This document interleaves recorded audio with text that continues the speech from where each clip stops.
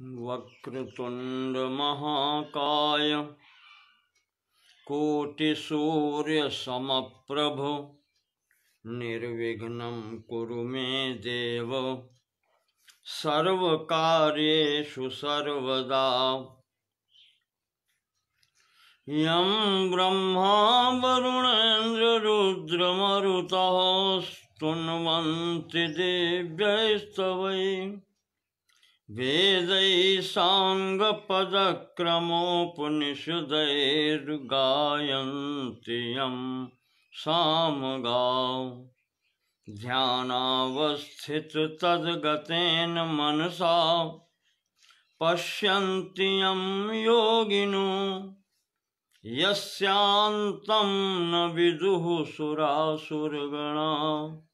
देवाय तस्मै नमः। सच्चिदानन्दरूपाय कृष्णाय क्लिष्टकारिणे नमो वेदान्तवेद्याय गुरवे बुद्धिसाक्षिणे। नारायणं नमस्कृत्य नरं चैव नरोत्तमं देवीं सरस्वतीं व्यासं ततो जयमुदीरयेत्। ॐ नमो भगवते वासुदेवाय। ॐ नमो भगवते वासुदेवाय।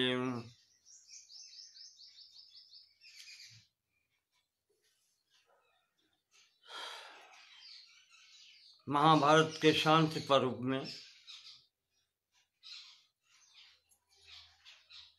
इसके विषयों पर विचार करते हुए आज 33वां दिन है। आज हम अध्याय 329 से प्रारंभ करेंगे। कल मैंने आपको सुखदेव जी का परिचय करते हुए बताया था कि सुखदेव जी वैराग्य प्राप्त कर चले गए घर से।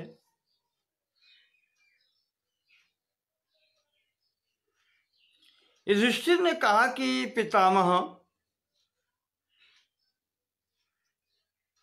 पूरी बात बतलाएं, विस्तार से बतलाएं, किस प्रकार से उनको वैराग्य हुआ सुखदेव जी को, और फिर इनके जाने के बाद में क्या हुआ।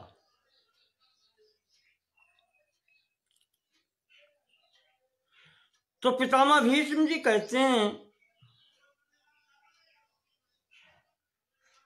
एक बार महर्षि वेदव्यास ने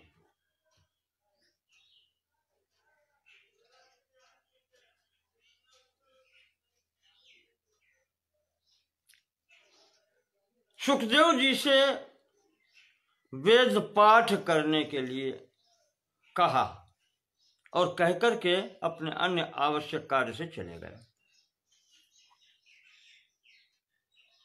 ये घटना जनक जी से मिलकर के आने के बाद में हुई। व्यास जी चले गए, नारद जी आ गए उसी समय। तो देवर्षिं तु शुको दृष्ट्वा नारदं समुपस्थितम् अर्घ्यपूर्वेण विधिना वेदोक्तेनाभ्यपूजयत्। पिताजी की अनुपस्थिति में नारद जी को आया हुआ देखकर सुखदेव जी ने महाराज नारद जी का विधिवत वैदिक विधि से पूजन किया, सत्कार किया। नारद जी जब बैठे तो पूछा सुखदेव जी से, कहा बेटा केन त्वां श्रेयसा वत्सु योजयामीति हृष्टवत्।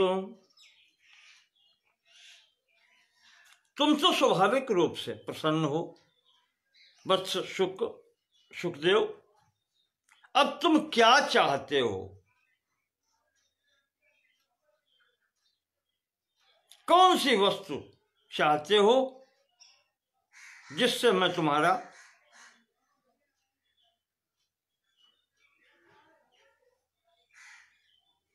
उपकार करूं, या जो वस्तु तुम चाहते हो वो मैं तुम्हें दूं? कौन सी वस्तु तुम्हें चाहिए? तो सुखदेव जी ने कहा, नारदस्य वचा श्रुत्वा शुकः प्रोवाच भारत। नारद जी की बात सुनकर के सुखदेव जी बोले कि महाराज, अस्मिन् लोके हितम यत् स्यात्। अब मैं अधिक क्या कहूं? तेन माम योक्तुमर्हसि। इस लोक में जो मेरे लिए कल्याण का साधन हो, हितकारी हो, वही आप दे दीजिए।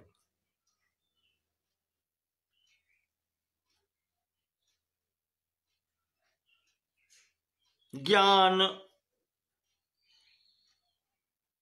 सत्य, जो भी आप समझें कल्याणकारी हो मेरे लिए, मेरे जैसे शिष्य के लिए, वो आप मुझे दें।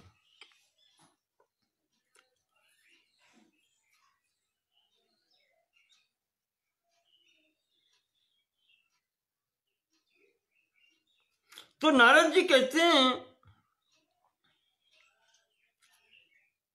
हितकारी बात तो ये है। एक बार ऐसे ही प्रश्न कुछ ऋषियों ने भगवान सनत कुमार जी से किया था। मेरे बड़े भाई हैं सनत कुमार जी, उनसे प्रश्न किया था, तो उन्होंने जो कहा था वो मैं तुम्हें बताता हूं, सुनो सुखदेव।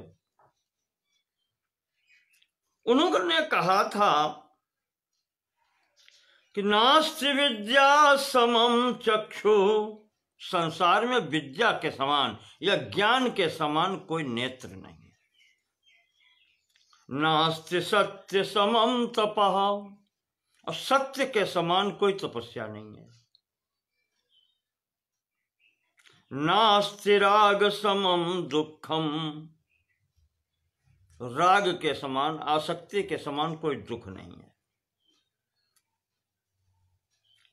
नास्ति त्याग समम सुखम, और त्याग के समान कोई सुख नहीं है।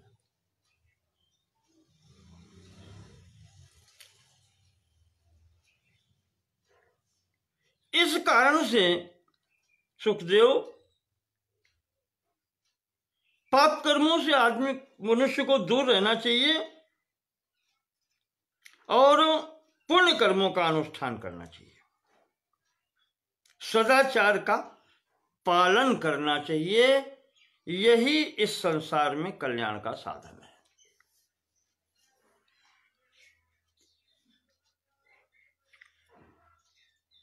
देखो सुखदेव, मानुष्यम असुखम प्राप्य, ये मनुष्य शरीर जो मिला है असुखम, इसे प्राप्त करने में कोई सुख नहीं है।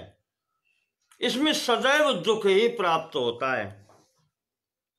मानुष्यम असुखम प्राप्य यह सज्जति सम्मोहति, और इसमें जो आसक्त हो जाता है, या सज्जति, आसक्त जो होता है, सम्मोहति, वही मोहित हो जाता है, उसको ही मोह होता है। क्योंकि यहां सुख है ही नहीं। मनुष्य शरीर को जो प्राप्त किया है उसे दुख ही प्राप्त होना है। नालम दुख मोक्षाय संयोगो दुख लक्षणम, इसमें दुख से छुटकारा पाने का कोई साधन नहीं है, सीधे कहें वो। और संयोगो दुख लक्षणम, जहां संयोग होता है वहां दुख ही मिलता है। संयोग में सुख है ही नहीं।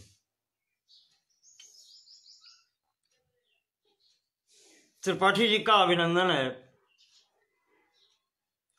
टूटी फूटी भाषा में जो समझ में आता है वो आपके सामने रखे हैं। तो सनत कुमार जी कहते हैं, ऋषियों, उधर नारद जी सुखदेव को बता रहे हैं कि मनुष्य जीवन को प्राप्त करके फिर इसमें सुख की कल्पना करना ही व्यर्थ है।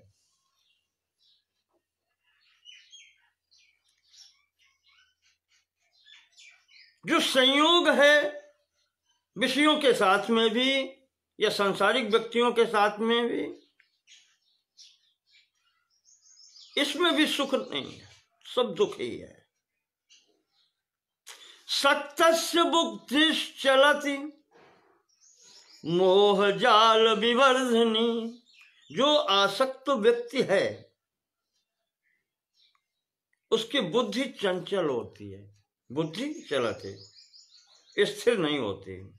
और जिसकी बुद्धि स्थिर नहीं होती है तो मोह जाल विवर्धनी,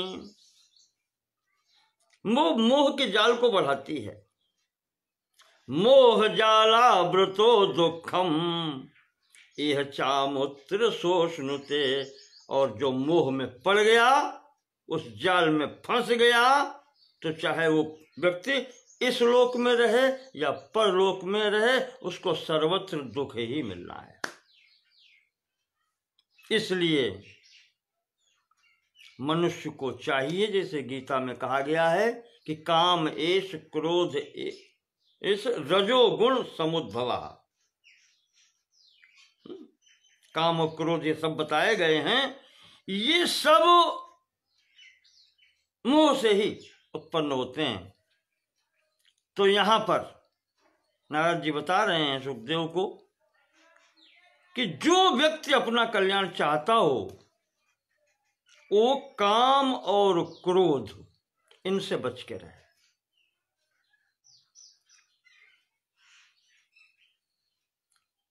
ये दोनों शत्रु हैं।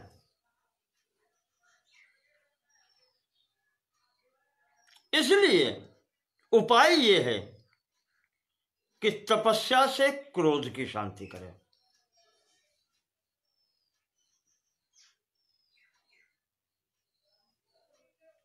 नित्यम क्रोधात् तपो रक्षेत श्रियम रक्षेत च मत्सरात्। मत्सर से, जिसे डाह कहते हैं, ईर्ष्या से जो बच के रहता है उसको लक्ष्मी प्राप्त होती है। तो लक्ष्मी की रक्षा इससे करे। विद्यायाम मानावमानाभ्याम, विद्या की रक्षा मान अपमान से दूर रख करके हो सकती है। आत्मानम तो प्रमादतः, और अपनी रक्षा प्रमाद से करे। प्रमाद मतलब प्रमाद से दूर रहे। प्रमाद का अर्थ असावधानी। सदैव अपनी लक्ष्य पर दृष्टि रहे, उससे भटके नहीं, ये है सावधानी।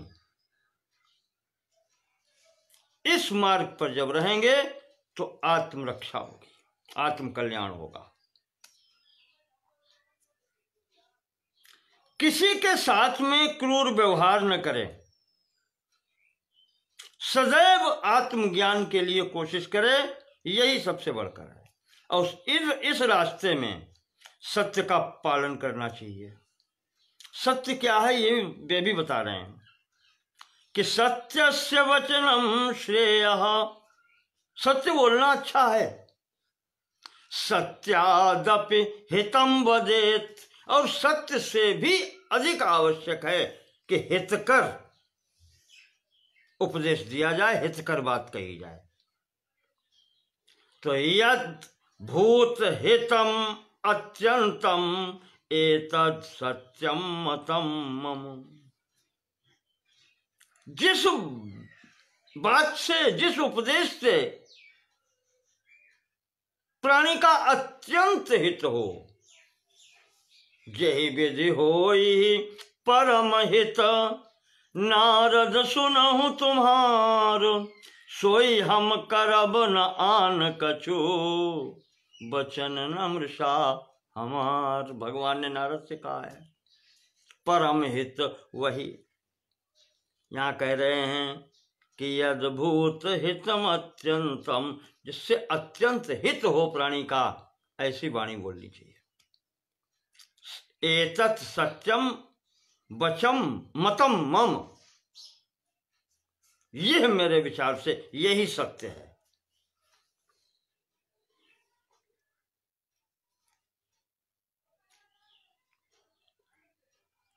फिर कहते हैं कि सर्वारंभ परित्यागी निराशीर निष्परिग्रह, ऐसा होना चाहिए व्यक्ति को इस रास्ते पर चलने के लिए। सर्वारंभ परित्यागी, किसी संकल्प को लेकर के कार्य करने की प्रवृत्ति ये छोड़ देनी चाहिए कि इसके लिए मैं ये करूंगा। संकल्प का त्याग करना चाहिए।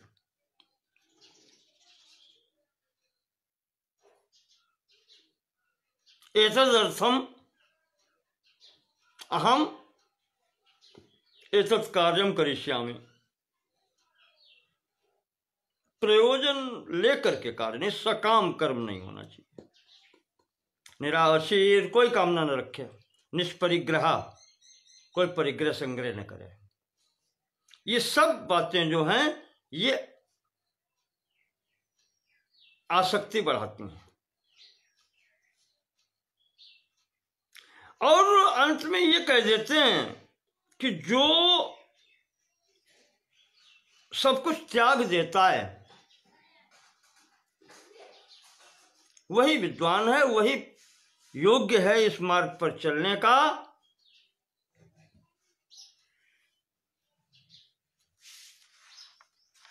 साथ में ये भी कहा कि अगर हो सके तो इस त्याग भावना का भी त्याग कर देना चाहिए।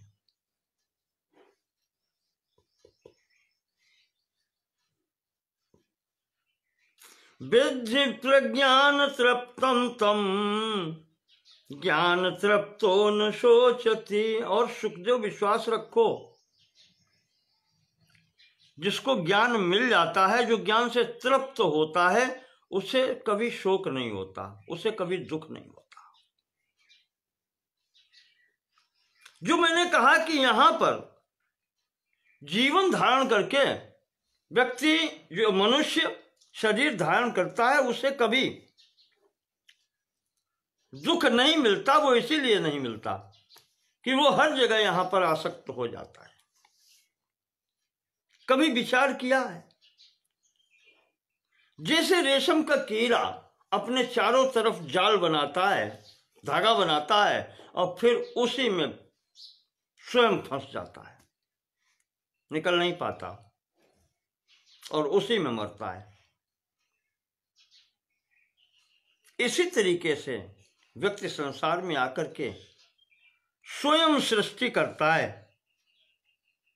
पुत्रदार कुटुंबेषु सक्ता सीदंति जंतवा, उसी में पुत्र, स्त्री और सब कुटुंब, ये सब बना करके अलग अलग तागे, और इसी में फंसता है। कैसे? सरह पंका नवे मग्ना जीर्णा वन गजा इब, जैसे बूढ़ा हाथी दलदल वाले तालाब में फंस के मरता है, कीचड़ में, स्वयं कीचड़ करता है, फिर उसी में फंस जाता है।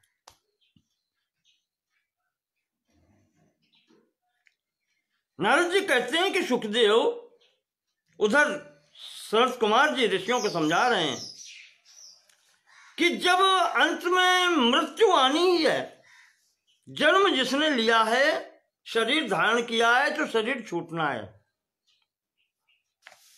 यदा सर्वम परित्यज्य गंतव्यम अवशेनते, इसमें तुम्हारा कोई बस नहीं है, यहां से जाना ही पड़ेगा। अवशेन, कोई बस नहीं है तुम्हारा। जब ये हो ही जाना है, सब छोड़ के चलना ही है। अनर्थम किम प्रसक्त स्वम स्वमर्थम नानुतिष्ठति। फिर ये अनर्थ वाले पदार्थों में क्यों उलझे हुए हो? वास्तविक स्वमर्थम, अपना जो वास्तविक प्रयोजन है, अर्थ है, उसकी तरफ क्यों नहीं चलते?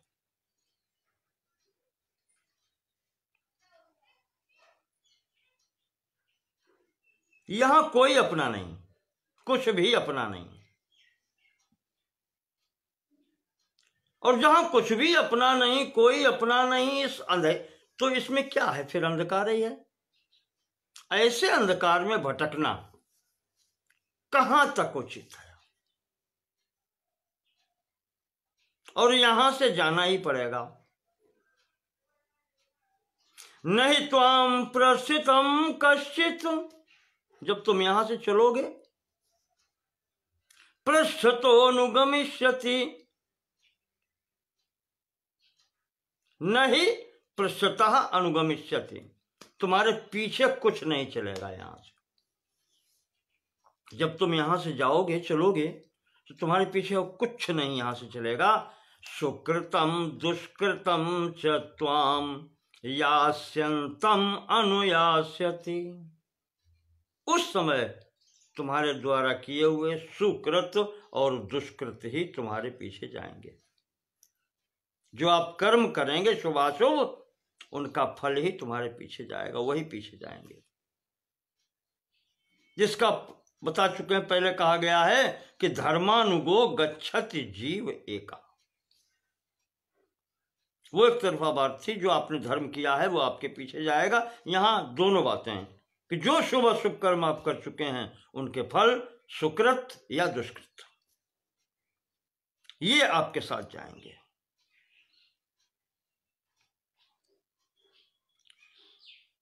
जो व्यक्ति इनमें सावधान रहता है, उसको ही परमात्मा की प्राप्ति रहती है।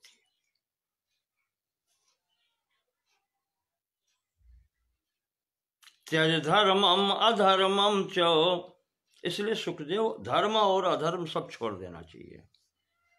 तथा सत्यानृते तज, सच झूठ के भी चक्कर में नहीं पड़ना चाहिए। ये वैराग्य का उपदेश है, नारद जी दे रहे हैं।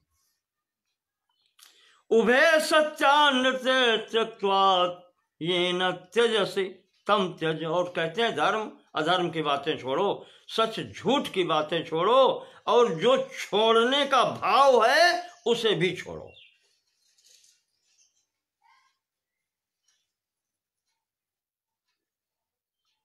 कहते हैं ये जो शरीर है, इसमें भी क्या है? अस्थित स्थूणम स्नायुयुतम मांस शोणित लेपनम, हड्डियां नस नाड़ी रक्त मांस, चर्मावनद्धम दुर्गंधिम, चमड़े से बंधा हुआ, दुर्गंध पूर्ण, पूर्णम मूत्र पुरीशयो, क्या कहें, मलमूत्र भरा है। जरा शोक समाविष्टम, बुढ़ापा दुख सब भरा है इसमें।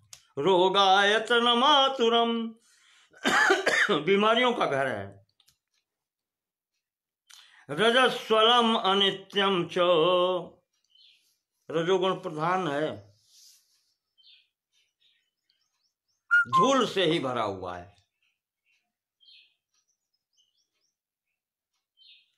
रजस्वलम अनित्यम च भूतावासमिमं त्यज, ये जो आवास है जीव के रहने का, कहा इसको छोड़ो, इसमें भी कुछ नहीं है।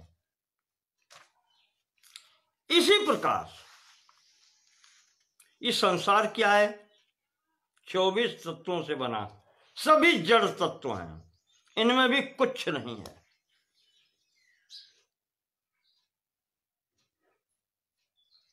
तो इसमें भी आसक्ति कैसी?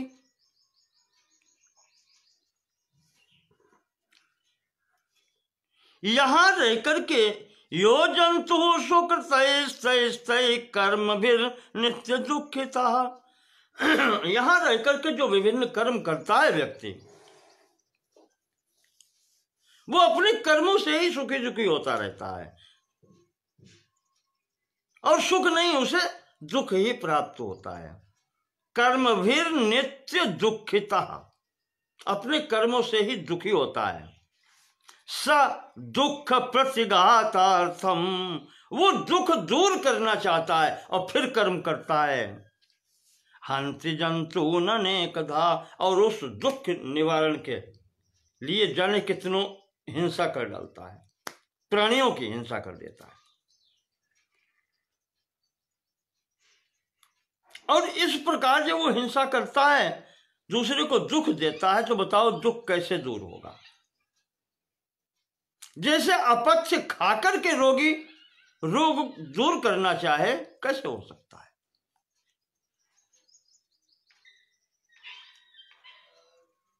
वो दुख ही प्राप्त करेगा।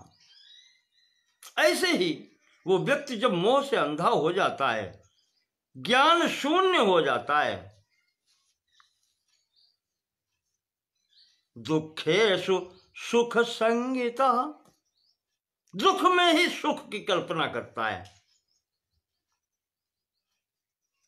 तो जब दुख में ही सुख की कल्पना करने लगता है, तो फिर उसका कैसे कल्याण होगा? बुद्धि भ्रष्ट हो गई इसका कारण, बुद्धि नाशात् प्रणश्यति।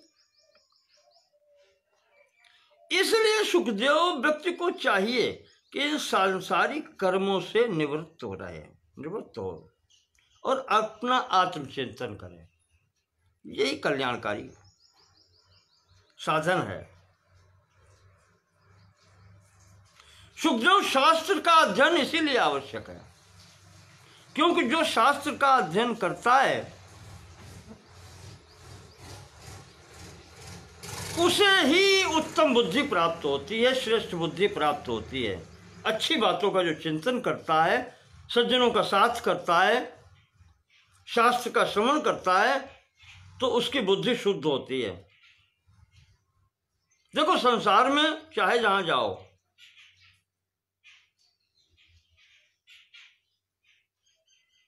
दुख और भय के लिए तो करोड़ों हजारों स्थान है, चाहे जहां जाओ, कहीं पर भी सुख है ही नहीं। और जिसकी बुद्धि शुद्ध नहीं होती, ये उस पर ही अपना प्रभाव डालते हैं। और जिसकी बुद्धि शुद्ध है, अगर बुद्धि अपने वश में रहे, तिष्ठते चेद वशे बुद्धि, अगर बुद्धि अपने वश में हो, तो लभते शोक नाशनम, तो उस व्यक्ति को फिर कभी शोक नहीं होता, सुख समाप्त हो जाता है।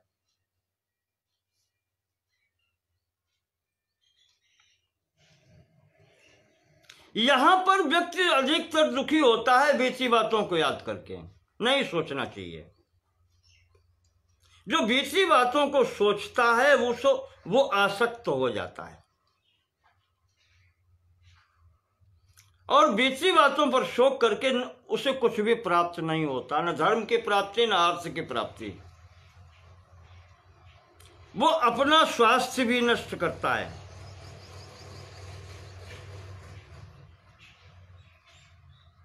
और दुख ही उठाता है। ऐसे व्यक्ति को कभी सुख नहीं मिलता। फिर वही बात बताते हैं जो पीछे बताए हैं कि दुखोपघाते शारीरे, दुख दो प्रकार का, शारीरिक और मानसिक। अगर शरीर का दुख है तो दबा लो, दुखोपघाते शारीरे मानसे चाप्य उपस्थित। दो प्रकार के दुख होते हैं, शारीरिक और मानसिक। तो पहली बात तो ये है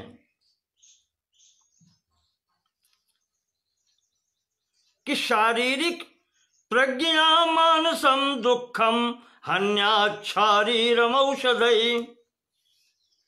शरीर का रोग के लिए दवा लीजिए, औषधि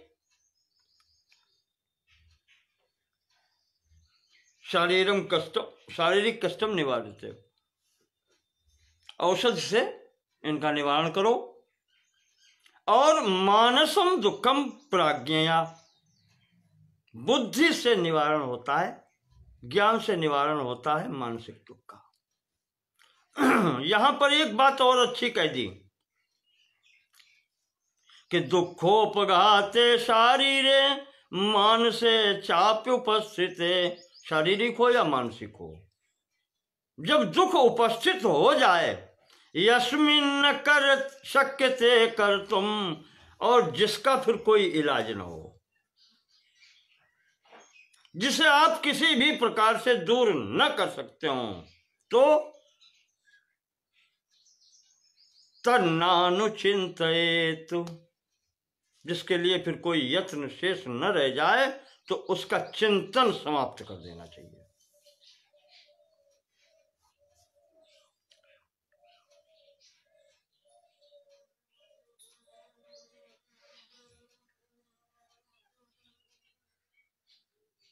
जिस रोग की कोई दवा न हो, उसका फिर चिंतन नहीं होना चाहिए। अनित्यम यौवनम रूपम, हम जानते हैं यौवन हो चाहे रूप हो, ये अनित्य हैं। जीवितम द्रव्य संचय, जीवन भी अनित्य है, धन संचय भी अनित्य है, कुछ भी ठहरने वाला नहीं है। आरोग्यम प्रिय संवासो, निरोग भी नहीं रह सकते पूरे जीवन भर, रोग तो आएंगे ही। शरीर ये दुखालय, ये दुख का घर है, रोग का रोगालय, रोग मंदिरम, शरीर भी रोग का स्थान है। प्रिय संवासो, और प्रियजनों के साथ में रहना,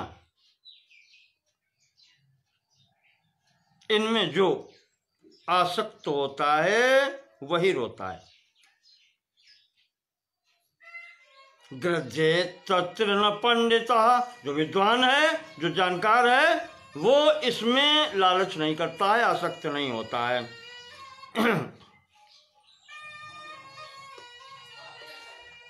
नारद जी कहते हैं कि जीवन में दुख ही दुख है, लेकिन लोग सुख चाहते हैं, विषयों में अनुराग करते हैं, आसक्तियां करते हैं विषयों में, और मृत्यु से छूटना चाहते हैं। तो कहां से मिलेगा?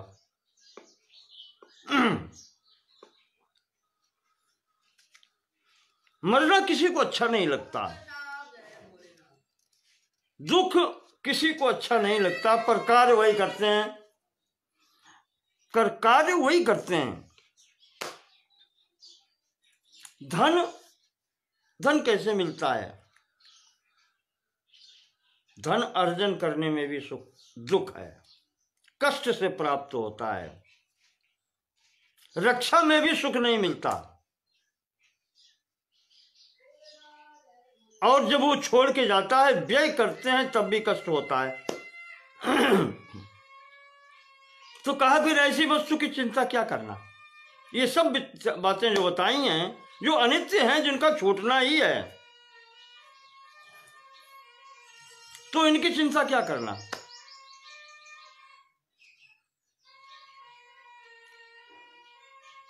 परिग्रह की बात कही, परिग्रह का भी तो विनाश होना है, जो इकट्ठा किया है वो जाना है। सर्वे क्षयांता निचया पतनांता समुच्छ्रया, अगर ऊंचाई पर चढ़े हैं, पैर फिसल गया है, तो नीचे ही आएंगे। ऊंचाई पर चढ़ने वाले का फिसलना निश्चित है, नीचे गिरना ही है उसको। उसी तरीके से जिसका संयोग हुआ है, उसका बिछड़ना निश्चित है। जीवन प्राप्त हुआ है तो मरना निश्चित है। और कहते हैं सुखदेव, ये जो कामना है इनका कोई अंत नहीं है, फिर भी यह कामना करता रहता है। जैसे याद होगा वन पर्व में इन्होंने युधिष्ठिर ने ही कहा था कि आश्चर्य क्या है संसार में, अहन्यानि भूतानि गच्छन्ति यम मंदिरम। दिन रात हम देखते हैं कि हमारे पूर्वज सब यम मंदिर में चले गए, यमराज के यहाँ चले गए। शेषा स्थिरत्वम इच्छन्ति किमाश्चर्यमतः परम। और फिर भी हम ये सोचते हैं कि हम स्थिर हैं, नहीं मरेंगे। यही तो आश्चर्य है यहाँ का। तो वही यहाँ पर भीष्म जी कह रहे हैं युधिष्ठिर से, नारद जी सुखदेव जी को बता रहे हैं, सनत कुमार जी ऋषियों को बता रहे हैं, इस तृष्णा का कभी अंत नहीं होता। आयु बीतती रहती है, और जब अपना शरीर ही साथ नहीं देगा तो तृष्णा का क्या करोगे।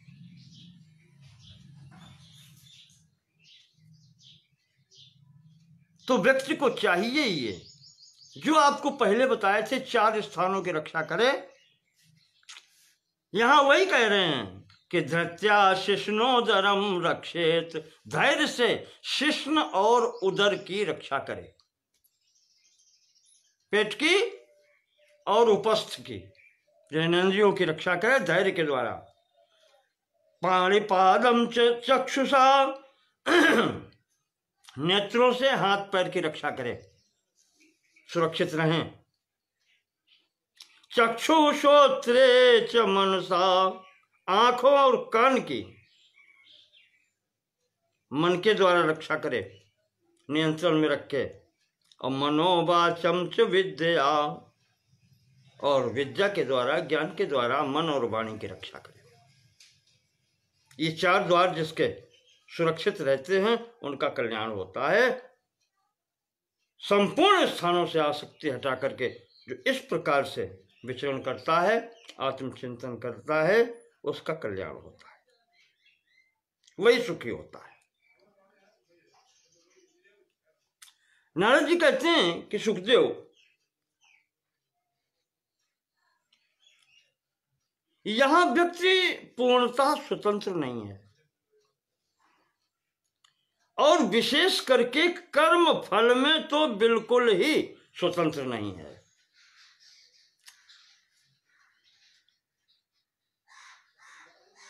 क्योंकि अगर फल प्राप्ति में स्वतंत्र होता वो, योयमिच्छेद यथा कामम कामानाम तदवाप्नुयात्, तो वो जो कुछ चाहता वो उसको मिल जाता। अगर कर्म फल के बारे में वो विषय में वो पराधीन न होता तो वो जो भी इच्छा करता, यथा कामम, जो भी इच्छा करता वो प्राप्त कर लेता। पर ऐसा होता नहीं है। उसे वो भी मिलता है जो उसकी इच्छा नहीं होती। नारद जी कहते हैं सुखदेव, यहां पर मैंने देखा है, संयताश्च ही दक्षाश्च मतिमंतश्च मानवा। चाहे जितना बड़ा संयमी हो, बुद्धिमान हो, चतुर हो, दृश्यन्ते निष्फला संता, ऐसे लोग भी मैंने निष्फल होते हुए देखे। जो संत हैं, प्रहीना सर्व कर्म भी, सब उनके कर्म बेकार हो जाते हैं। जो कुछ भी कर्म कर रहे हैं, अच्छे कर्म कर रहे हैं, संयमी, बुद्धिमान, चतुर, सब कुछ हैं, दक्ष हैं, और फिर भी असफल होते हैं। और वहीं मैंने देखा है कि अपरे बालिशा संतो निर्गुणा पुरुषाधमा, जो निर्गुण हैं, मूर्ख हैं, अधम मनुष्य हैं, आशीभिरप्य संयुक्ता, कर्म कर रहे हैं, उन्हें आशा भी नहीं है कि क्या मिलेगा क्या नहीं मिलेगा। दृश्यन्ते सर्व कामिना, फिर भी सर्व कामना, पूर्ण हो जाती है उनकी। ऐसे भी लोग देखें सफल हैं। भूतानाम अपरः कंसित हिंसायाम संशोधिता। ये तो मैंने संसार में देखा है, जो व्यक्ति हिंसा में ही तत्पर रहा है सदैव, वंचनायाम च लोकस्य, सबको धोखा देने वाला है, ठगता घूमता है। ससुखे स्वेव जीरते, वो बुढ़ापे तक सुख में रहता है, संपूर्ण सुख भोग करता है।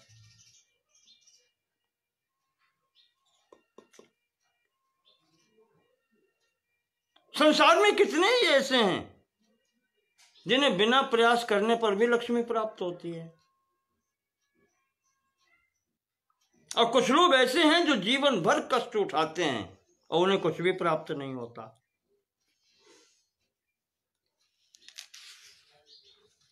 तो वो कहते हैं कि ये हर जगह पराधीन है, ये स्वतंत्र है ही नहीं, और फिर भी ये जुटा रहता है काम करने में, आसक्ति पूर्वक कार्य करता है। इस आसक्ति का लाभ क्या है?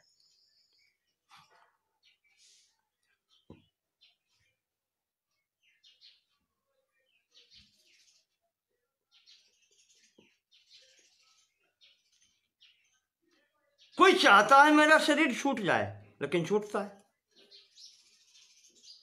और छूटता है तुरंत दूसरा मिलता है। जैसे नहीं, नदी में एक नाव के बाद में दूसरी नाव लगी मिलती है, नाव डूबी कि इस नाव से व्यक्ति उस नाव में पहुंच गया। ऐसी स्थिति यहां पर है। अधिक क्या कहें, नारद जी कहते हैं कि गर्भ में भी स्थिति रजवीर के संयुक्त से शरीर प्राप्त होता है, पर सब कुछ उपस्थित होते हुए कभी कभी संतान एक भी नहीं होती व्यक्ति की। संपूर्ण साधन होते हुए भी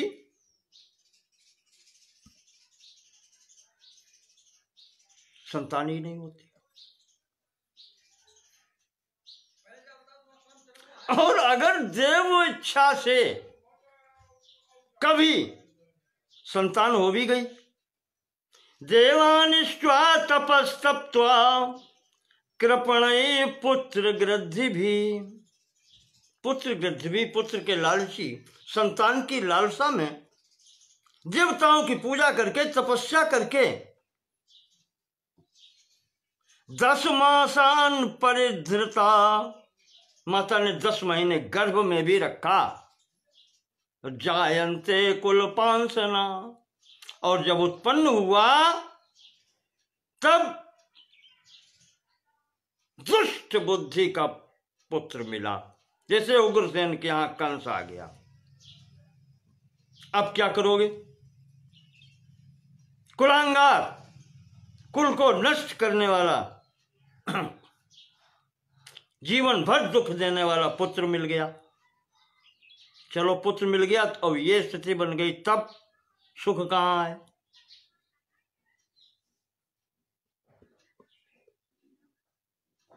कुछ ऐसे होते हैं पुत्र जिनको जन्म से ही संपूर्ण वैभव प्राप्त हो जाते हैं, और कुछ व्यक्ति ऐसे होते हैं जो जीवन भर प्रयास करते हैं और खाने को भी उपलब्ध नहीं हो पाता। कैसे जीवित रहते हैं? फिर भी जीवित तो रहते हैं।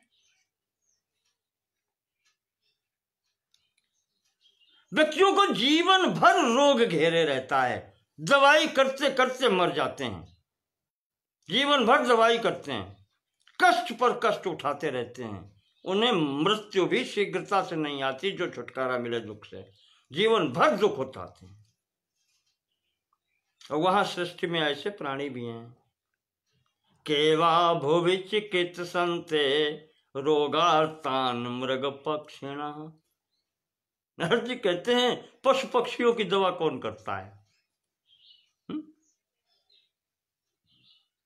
इनकी कौन दवा करता है? स्वापदानि दरिद्रांश प्रायो नार्ता भवन्ति थे। गरीब मनुष्यों को भी देखा है, कोई रोग नहीं, हट्टे कट्टे सब। उनकी कौन दवा करता है? जो सड़क पर सोते हैं, एसी में लगे हुए जब सो रहे हैं, वो रोगी हैं, और वो फुटपाथ पर पड़ा हुआ दिन भर रिक्शा चलाता है। ईश्वर की कृपा है। उनकी चिकित्सा कौन करता है? प्रायो नार्ता भवन्ति ते, वो आर्ता आतुर नहीं होते हैं, कभी भी निरोग देखे जाते हैं। रही मन बहु भेषज करत, व्याधि न छाणत साथ, खग मृग बसत अरोग बन, हरि अनाथ के नाथ। वही बात कह रहे हैं नारद जी, वही भीष्म जी युधिष्ठिर को बता रहे हैं। न धनेन न राज्येन नोग्रेण तपसा तथा, स्वभावमति वर्तन्ते ये नियुक्ता शरीरिणा। का संसार में ऐसा कोई कर्म फल नहीं है जिसके कर्म फल नहीं, संसार में कोई भी ऐसा वो नहीं है जो इस कर्म फल को समाप्त कर सके। कोई कार्य ऐसा नहीं है। न धनेन न राज्येन न उग्रेण तपसा, तो कोई तपस्या नहीं है जो इस प्रारब्ध के फल को, इस कर्म फल को नष्ट कर सके। स्वभावम अतिवर्तन्ते ये नियुक्ता शरीरिणा। कोई भी उस प्रकृति का अतिक्रमण करने का साहस नहीं कर सकता।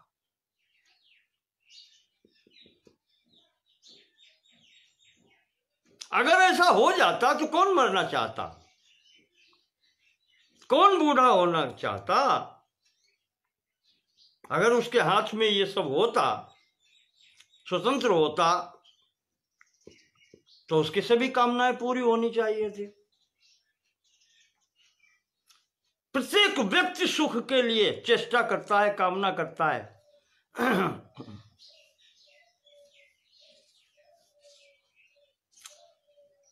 पर ऐसा होता नहीं, दुख फिर भी मिलता है।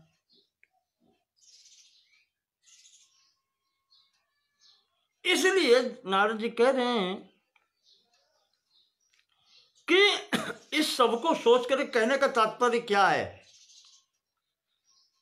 कि तुम अलग हो और ये प्रपंच अलग है, इसका तुम्हारे साथ कोई संबंध नहीं है।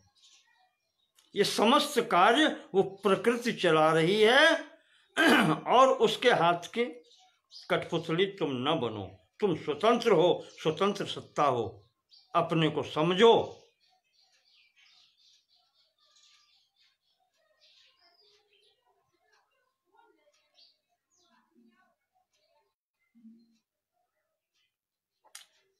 समझ करके, और वो जो मोह, वो जो शोक है, उसको छोड़ो।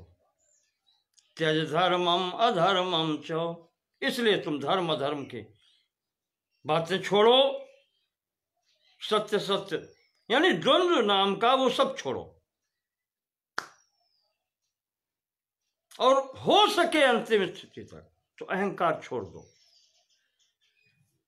अहंकार का मतलब यही है कि ये शरीर मैं हूं, ये भी छोड़ो। यहां अहंकार का तात्पर्य यही शरीर, क्योंकि शरीर की उत्पत्ति अहंकार से होती है। कहा इसमें जो मैं समझ रखा है वो छोड़ो, अहम भाव इस शरीर में रखा है वो छोड़ो, तभी कल्याण होगा। यही एक कल्याण का मार्ग है।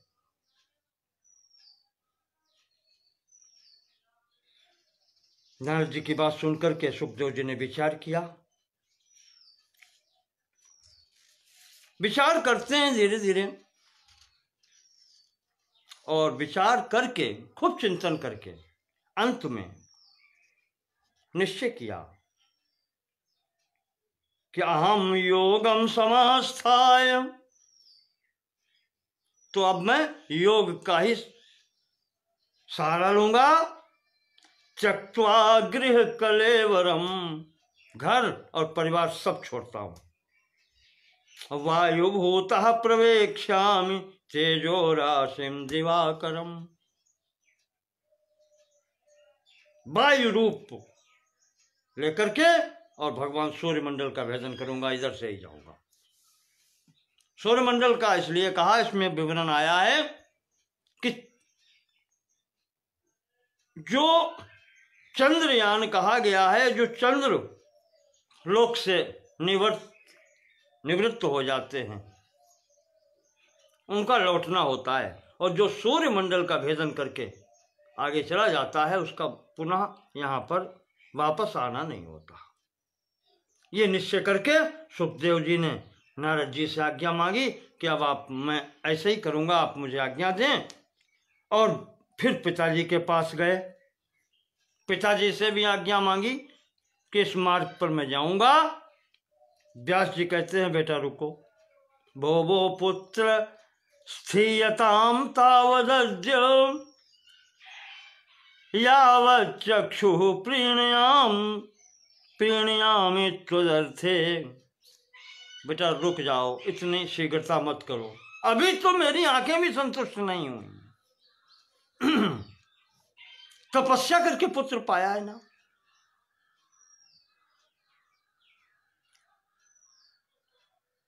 पर सुखदेव जी ने नहीं सुना। यहां से जाकर के कैलाश पर्वत पर एकांत स्थान में आत्मचिंतन करके योग के द्वारा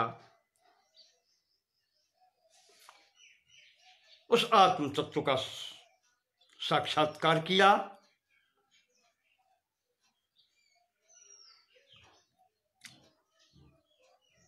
और बहुत प्रसन्न होकर के आज महाराज जी फिर पुनः नारद जी से मिले हैं, उनकी प्रदक्षिणा की और उनका अपना जो अनुभव था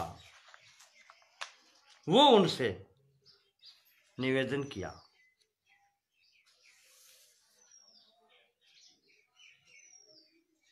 और कहा, महाराज जी अब मैं आगे चल रहा हूं। और महाराज जी सुखदेव जी उस परम पद के लिए यहां से चल देते हैं। रास्ते में चलते हुए अप्सराएं, सिद्ध, ये सब मिलते हैं। पहाड़ों पर, वृक्षों के बीच में भी सुखदेव जी ने कहा, देखो पिताजी पीछे आते होंगे, अब ये आप लोगों का कर्तव्य है कि पिताजी को शोक से मुक्त करें, उन्हें उपदेश करें।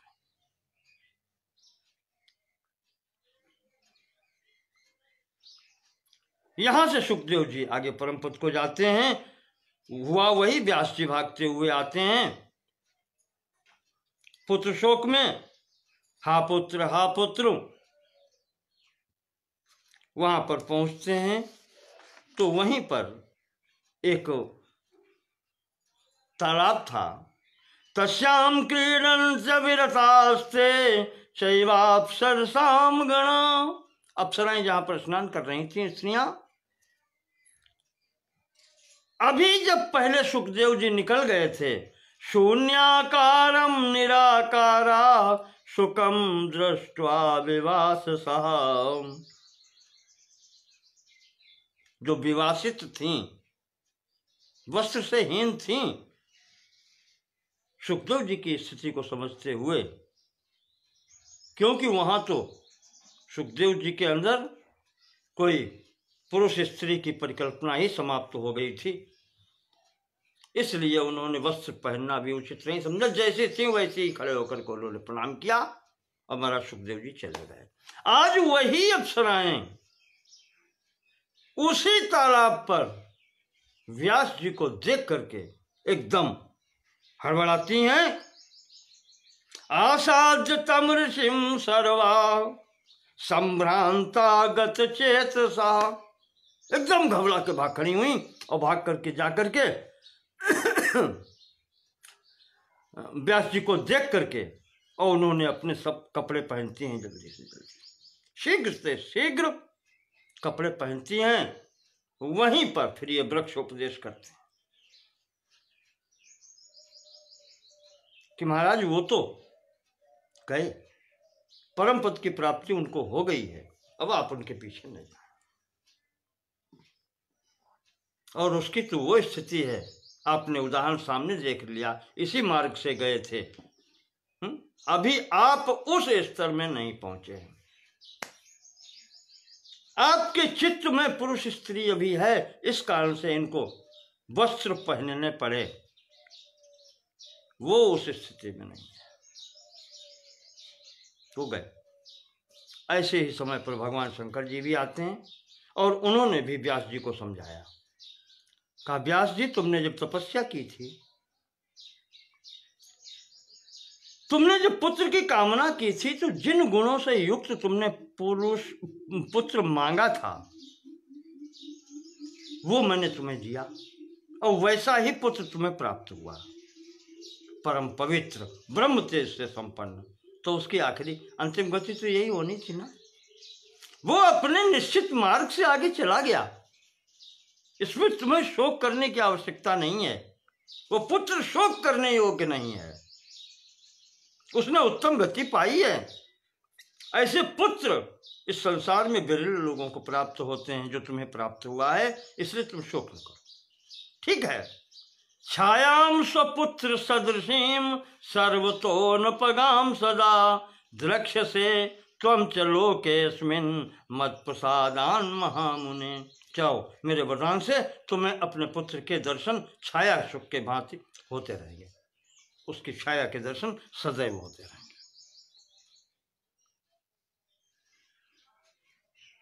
इस प्रकार से यहाँ पर भीष्म जी कह रहे हैं कि युधिष्ठिर, ये मैंने कहानी सुनाई, एक मार्ग क्या है, जो एक मार्ग कल्याणकारी पूछा था, वो मार्ग यहाँ से आप समझ सकते हैं।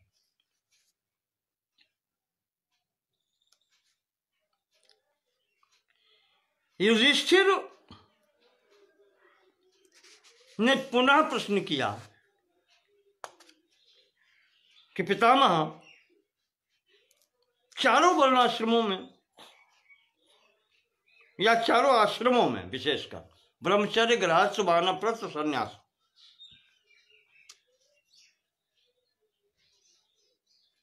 में रहने वाला व्यक्ति किस देवता का पूजन करे? देखें, अभी नहीं है स्थिति, पुनः प्रश्न में प्रश्न निकलता जाता है।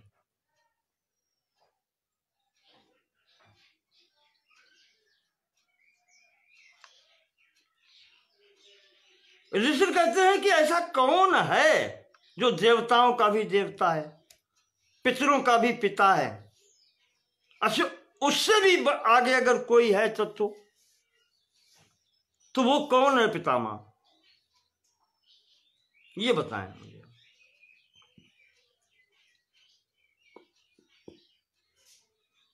भीष्म जी कहते हैं कि राजन,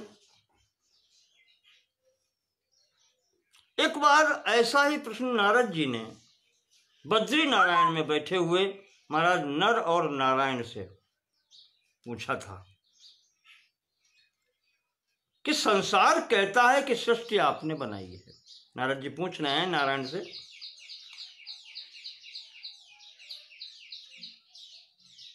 संसार कहता है कि सृष्टि नारायण ने बनाई है, आपकी सृष्टि है, फिर आप किसका ध्यान करते हैं यहां पर बैठ के?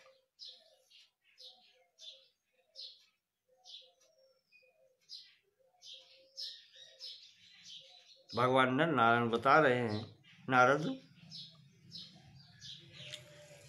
प्रारंभ में शक्ति तो एक ही है, हम आप कोई अलग नहीं है, सब उसी के अंश हैं, वही हैं। प्रारंभ में उस महाशक्ति के इच्छा हुई कि एको हम बहुश्याम, तो प्रारंभिक स्थिति में उसने अपने 4 विभाग किए। 4 विभागों के 4 स्वरूप हैं, 2 स्वरूप से हम यहां बैठ के तपस्या करते हैं। नारद जी, नर और नारायण स्वरूप हैं जो, इनसे बैठ करके हम यहां तपस्या करते हैं।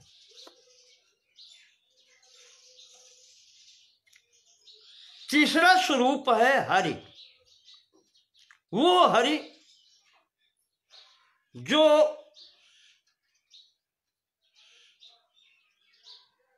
क्षीर सागर में शयन करते हैं, जिनके नाभि कमल से ब्रह्मा उत्पन्न होते हैं और संपूर्ण सृष्टि होती है। और चौथा अंश जो है वो है भगवान श्री कृष्ण का स्वरूप, या जो इस सृष्टि के अंदर घुस करके देखता है कि व्यवस्था कैसी चल रही है। ये चार स्वरूप हैं, उन्हीं के स्वरूप है और वही हैं चार स्वरूपों में। हम दो लोग नारद जी को बता रहे हैं, हम लोग यहां बैठ के तपस्या करते हैं और उन्हीं का चिंतन करते हैं, मूल स्वरूप का।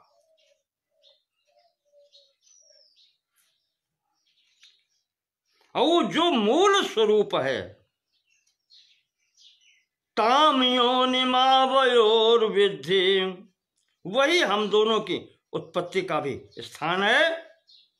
योसौ सद सदात्मिका, सदात्मका, जो सद और असत स्वरूप परमात्मा है। आवाभ्याम पूज्यते सौहि दैवे पित्रे च कल्पते, उसी की हम लोग पूजा करते हैं। वही हमारे लिए देवता है, पितर है, जो भी है।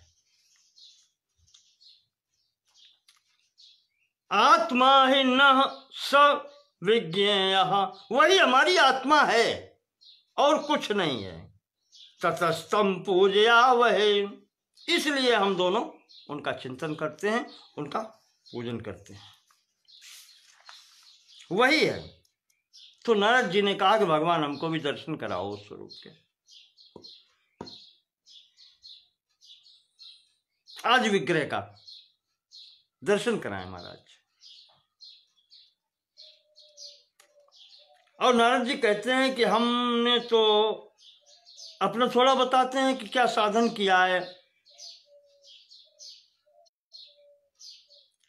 तो मुझे तो दर्शन होने ही चाहिए। आप कृपा करो तो मुझे दर्शन हो सकते हैं। तो यहां पर भगवान नर नारायण ने उस स्वरूप के दर्शन कराए हैं नारद जी को। युधिष्ठिर जी पूछते हैं कि उस का कुछ स्वरूप बताओ, भीष्म जी से पूछ रहे हैं। तो वहां पर भीष्म पितामह जी कहते हैं उसका स्वरूप का दर्शन क्या बताएं। यतो वाचो निवर्तन्ते अप्राप्य मनसा सह, जहां से वाणी मन के सहित तो प्राप्त नहीं कर पाती और वापस लौट आती है। जहां वाणी की गति नहीं है, जहां वाणी के ऊपर जो मन है उसकी गति नहीं है, बुद्धि उसकी भी गति नहीं है।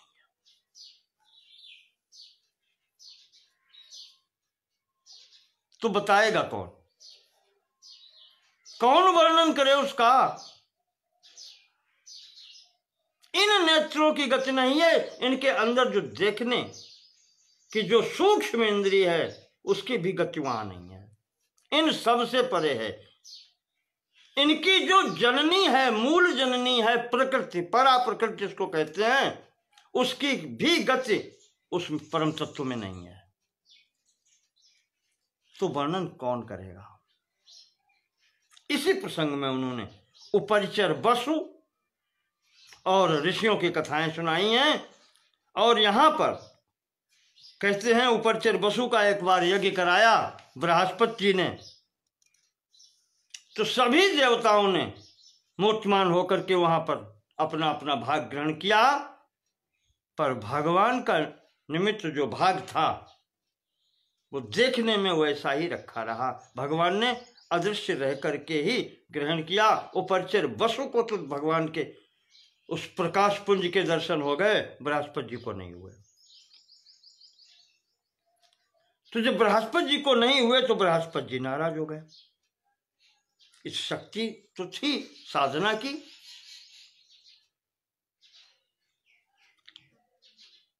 तब वहां पर देवताओं ने, साध्य लोगों ने, इन्होंने समझाया कि बृहस्पति जी आप क्रोध न करें,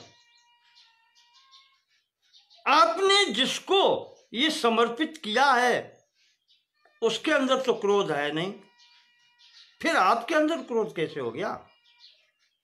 कहने का तात्पर्य ये कि आपके अंदर क्रोध हो सकता है, ये वासनाएं हैं, ये दोष हैं, इसलिए आपको दर्शन उनके नहीं हो सकते। और वो भी बात सही है कि यह गुण साधन ते नहीं होई, तुम्हारी कृपा पाव कोई कोई। ये साधन साध्य नहीं है, ये कृपा साध्य है। वही यहां पर दिया है। न शक्य सत्वया द्रष्टुम अस्माभिर्वा बृहस्पति। वो सब समझा रहे हैं कि चाहे तुम हो बृहस्पति जी या हम सब हो, हम सब उसको देख ही नहीं सकते। यस्य प्रसादम कुरुते, जिस पर वो प्रसन्न होता है, स वा सवै तम दृष्टु मर्हते, वो उनके दर्शन कर पाता है जिस पर वो स्वयं कृपा करते हैं। अन्यथा साधन से कोई दर्शन नहीं कर सकता। ये मूल्य देकर के प्राप्त करने वाली वस्तु नहीं है। वही बात की, ये गुण साधन ते नहीं होई, तुम्हारी कृपा पाव कोई कोई। एक बार ऋषियों ने बहुत प्रयास किया वहां तक पहुंचने का, परम धाम तक, और फिर वहां पर भी जो उनको दर्शन हुए हैं, बहुत तीव्र प्रकाश पुंज के जो दर्शन हुए हैं, वहां पर ये देख नहीं पाया। साक्षात दर्शन किसी को नहीं हुए। अंत में आकाशवाणी यही हुई कि ऋषियों, अब बस इतना ही दर्शन यहाँ हो सकता है, अभी तुम इस स्थिति में नहीं हो इसके आगे दर्शन करने के, यहां से ही वापस जाओ। जो तुम्हें दर्शन हुआ है वो ही पर्याप्त है। इस प्रकार से यहां पर ये ऋषि और उपरचर वसु अपने अपने स्थान पर आते हैं और उन्होंने अपने उसके द्वारा परम गति पाई, साधना के द्वारा जो मिली। इसके बाद में ऋषि ने पूछा कि उपरचर वसु की जो बात आई, ये वसु थे, साधन से भ्रष्ट होने के कारण मनुष्य योनि में आना पड़ा। यही उपरचर वसु हैं जिनकी पुत्री वो योजन गंधा मानी गई, जिसको मत्स्य गंधा कहते थे। महाराज भीष्म पितामह की सौतेली माता, ये उसके पिता हैं उपरचर वसु। कहा इनको किस कारण से यहां मृत्यु लोक में आना पड़ा। तो भीष्म जी बताते हैं कि ऋषि एक बार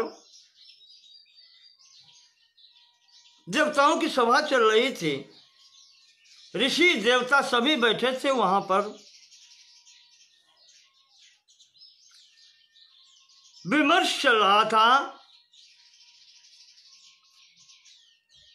यज्ञ के संबंध में। एक वहां वाक्य आया, वैदिक वाक्य, अजेन यष्टव्यम, अज के द्वारा यज्ञ करना चाहिए, ऐसा विधान है।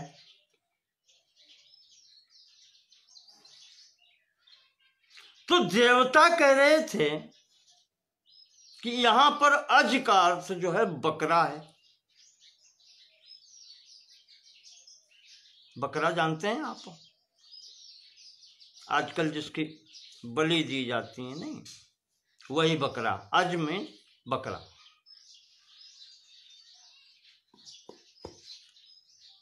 देवताओं ने ये मत रखा कि अज का अर्थ है बकरा, इससे यज्ञ होनी चाहिए।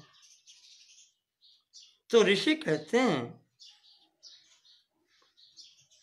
कि नहीं, ऐसा नहीं है।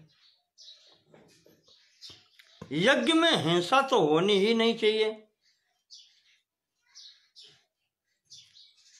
ऋषियों ने तर्क दिया कि वहीं पर दूसरा शब्द ये भी तो आया है कि बीजैर्यज्ञेषु यष्टव्यम इति वै वैदिकी श्रुति।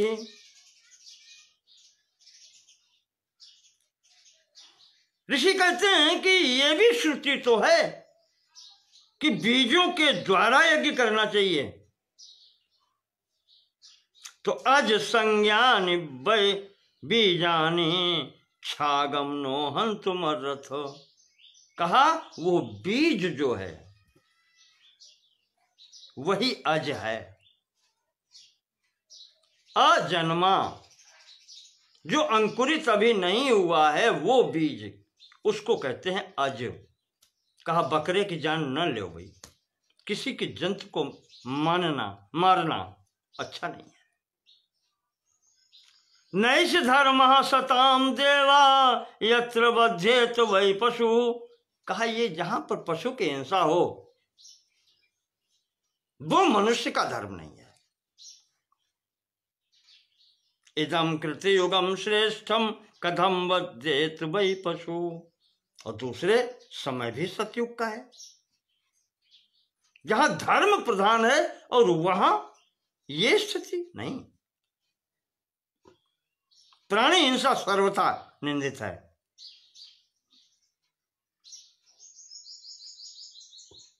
सभा में सभी लोग बैठे थे, यहां पर इस पर बहुत तर्क वितर्क हुए।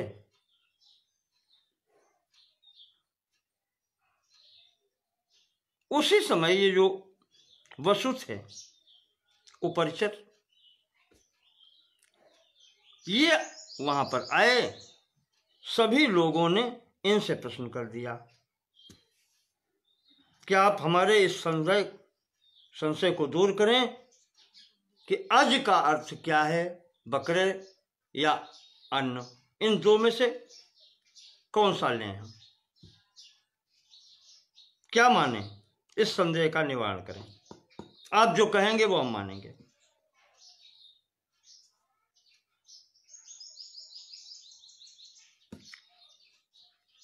तो उपरचर ने पूछा कि कौन क्या कह रहा है। तो देवता लोगों ने कहा कि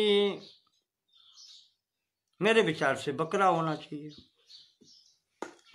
ऋषि बोले कि नहीं, बकरा नहीं, अज का अर्थ होता है बीज, यानी अन्न, अनंकुरित वो धान्य।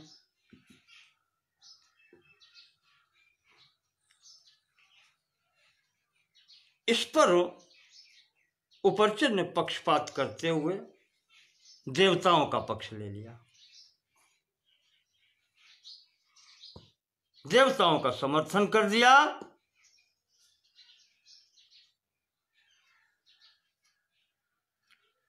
बस वहीं पर ऋषियों ने कह दिया कि तुम जानते हुए भी तुमने पक्षपात किया है। हमने तुम्हारे ऊपर इसलिए विश्वास किया था कि तुम निष्पक्ष निर्णय करोगे, इसलिए तुमसे कहा था। और तुम जानकार हो इसलिए, और तुमने जानकर भी देवताओं का पक्ष ले लिया, तो तुम यहां रहने के योग्य नहीं हो, स्वर्ग से भ्रष्ट हो गए हो, यहां से तुमको जाना पड़ेगा। और ऋषियों ने श्राप दे दिया कि अगर इसने झूठ बोला है तो इसका पतन हो जाए, और अगर हमने झूठ बोला हो तो हमारा पतन हो जाए। ये बात जो ऋषियों ने कह दी, भगवान नारायण की स्थिति, न्याय तो न्याय होता है, सत्य सत्य होता है। महाराज उपरचर का वहां से निकलना हो गया। फिर स्वर्ग में ठहर नहीं सके, वहां से छोड़ करके पृथ्वी पर ही आना पड़ा। स्वर्ग छूट गया वहां से। यद्यपि उनका भगवान के भक्त थे तो स्मरण बना रहा, सब कुछ रहे यहां पर, भगवान की कृपा रही, पर अधोगति प्राप्त करनी पड़ी पक्षपात करने से। कहने का तात्पर्य भीष्म जी कह रहे हैं कि यज्ञ में की हुई हिंसा भी हिंसा ही होती है, यज्ञ में वैसे हिंसा का कोई स्थान नहीं है।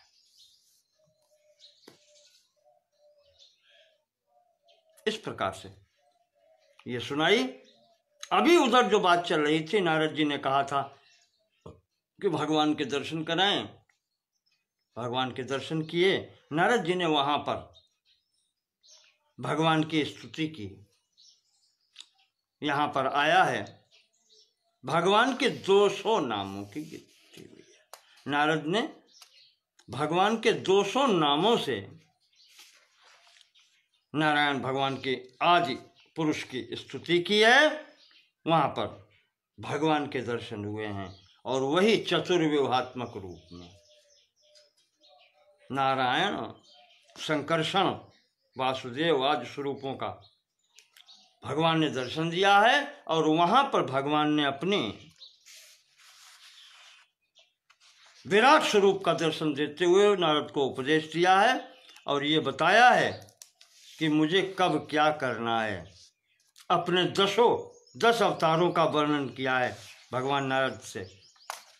भगवान नारायण ने नारद से कि शृणु नारद तत्वेन प्रातुर्भावान महामुने, नारद सुनो कि मैं क्या क्या करता हूँ, कब आता हूँ, मैं कैसे आता हूँ, मेरे अवतार कौन कौन से हैं।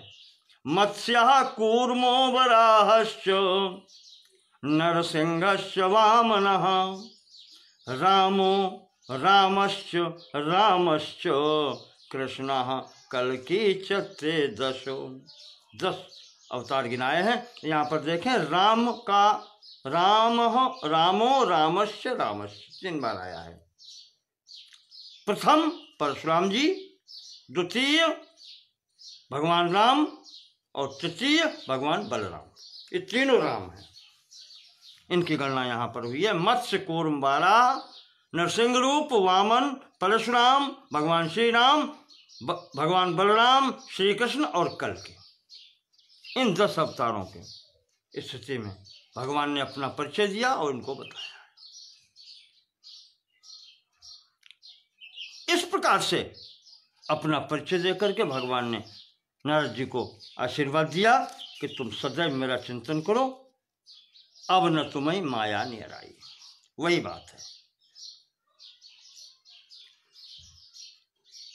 ये आख्यान सुना करके भीष्म जी अपना वो विराट स्वरूप का, भगवान के स्वरूपों का वर्णन का आख्यान यहाँ पर पूर्ण करते हैं। भीष्म जी कहते हैं, राजन युधिष्ठिर, इस प्रकार से मैंने कुछ शब्दों का सहारा लेकर के तुम्हारे सामने वर्णन किया है। उस अलौकिक स्वरूप का, उस परमात्मा स्वरूप का कोई वर्णन नहीं कर सकता।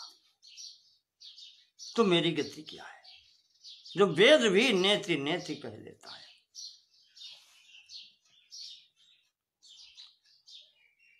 ये उपाख्यान या ये सब बातें नारद जी ने मुझे बतलाई थी युधिष्ठिर, वही मैंने तुम्हारे सामने बतलाई हैं। नारद जी ने पिताजी को बतलाई थी, हाँ, और पिताजी ने मुझे बताई थी, वो मैंने तुम्हारे सामने बतलाई है। इधर वैशंपायन जी जन्मेजय को सुना रहे हैं।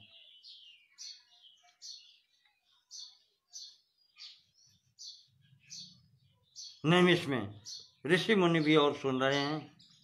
ये सब परंपरा से चला आ रहा है। इस प्रकार से यहाँ पर ये स्वरूप वर्णन पूर्ण होता है, और हम यहीं पर इसको विश्राम देते हैं। इससे आगे की कथा आपको अगले अंक में फिर कल सुनाएंगे, जहाँ पर व्यास जी का अपने शिष्यों के लिए उपदेश है।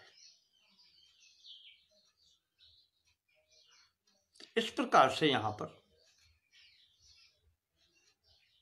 आज 33वां भाग पूर्ण होता है।